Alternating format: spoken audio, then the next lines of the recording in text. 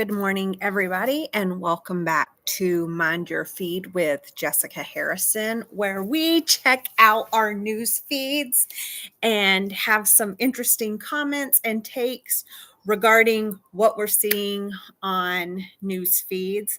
We also sometimes take some special issues and dive deeper. I know that you've probably saw my interview with Daniel Torres regarding Men's Mental Health Month.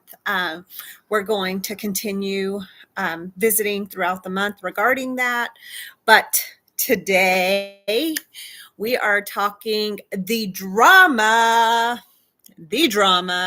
of Riley Gaines, who is a proponent for keeping women's sports strictly with biological females, and comments that were made to her, at her, tweeted, X'd, whatever it's called now, I think it was over the weekend. And I can't get away from it. It's all over my feed. And basically, I think Simone Biles has now cut off her ex. But she made the comment that Riley is a bully for essentially standing up for women, biological women only in women's sports. And then she kind of attacked her physical features, saying she was manly. And I think even that she was a sore loser. Riley had to share her NCAA, one of her medals or awards, with a trans woman. Riley was a swimmer. And when it's all said and done, here's the thing.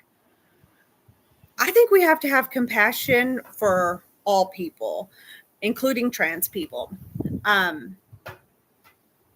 I do think that there are reasons why women participated in women's sports and why Title IX was developed, to make sure that women had the right to be able to do that, and to degrade that in the process of trying to be compassionate to someone else. We've got to just find better ways. So I think back, and I think a lot of people don't have their own sports reference, but I do, and I'm lucky about that. And I remember that I kind of was growing up in the age of where everyone was starting to get an award. That was,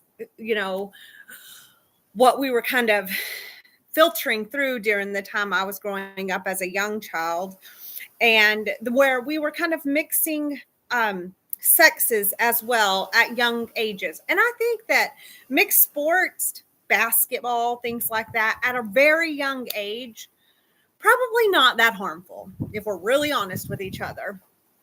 Probably two groups of people who are pretty uncoordinated, not very skilled. Okay.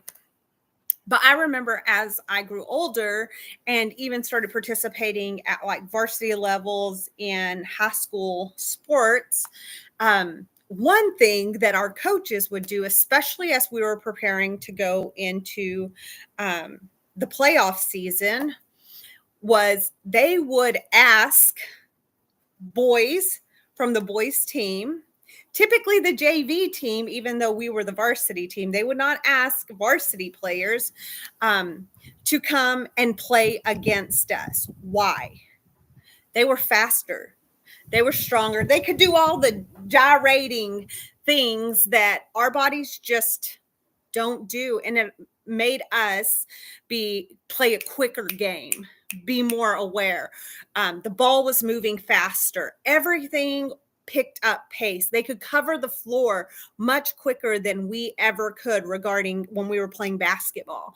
And so and that we would have been the top caliber of women, females, I mean, of females in our school, and they would have been not that. They would have been everybody else that didn't make, the varsity or the A team, right? Still in high school. So probably freshmen and sophomores were playing, juniors and seniors, maybe a mix of sophomores.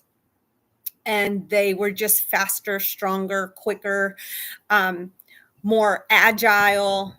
The ability to cover the floor was amazing. They It's just a different type of play. And if we don't acknowledge that that is true, then we're being silly. I also played softball. You don't play if you have two regs, a baseball field. You typically will not play baseball and softball on the same field unless you can have the ability that the field has been set up for both, because the bases move in. The mound for the pitcher versus the circle for the softball pitcher are different lengths. It is by design because we have different abilities. And so I would love to see a third category. I think the problem there has been historically that has not been necessarily accepted by trans women, and that's where the sticking point comes in, because we want to be compassionate and we should want to protect and honor women and not tread on them. And so as a female, as I will always consider myself an athlete, I think it's super important that we make sure that there are some facts just divvied out regarding this situation, just the differences in the sports. And that's not it. I mean, I played volleyball. We would have the boys come in, they would just line them up literally, and they would set to them and they would spike at us. And we were, so enthusiastic if we were spiking near the 10-foot line. Every single boy who did not play volleyball ever could come in and almost spike at the 10-foot line with so much more force and strength and ball speed than we ever could. And so we just have to get realistic about what is happening. And I think that those are the facts regarding, in my point of view, the things that I have experienced. And you can't take my experience away from me.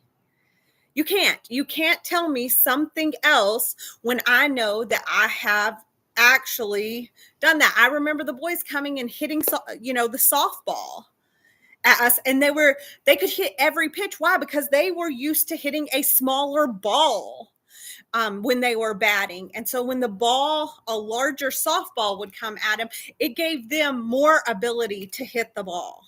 We have just got to live again in reality and in some of these truths that actually do make sense. Yet with that, we can be compassionate for people who are struggling and in a difficult situation.